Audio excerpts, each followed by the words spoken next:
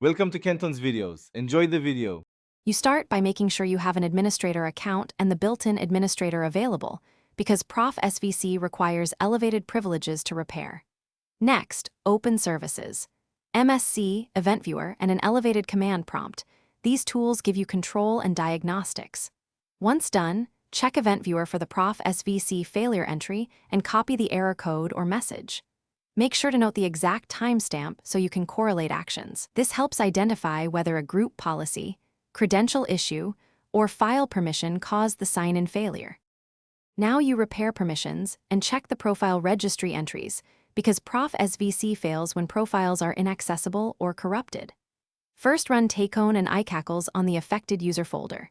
takeown/fc, /users/username, /r/dy, then iCackles to grant administrators full control.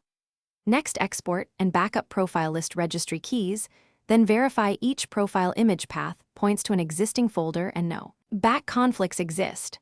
Once those values match the file system, correct permissions, reboot, and prepare to restart the service to test the sign-in. To finish, restart Profsvc and its dependencies so Windows reloads corrected permissions and registry entries. Use services. MSC or SC stop Profsvc, then SC start Profsvc. If it won't start, reboot into normal mode and test signing in.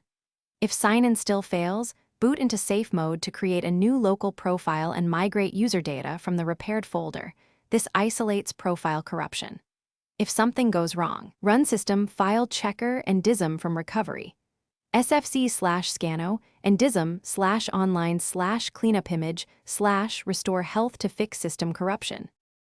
Thanks for watching. Consider subscribing if we helped you.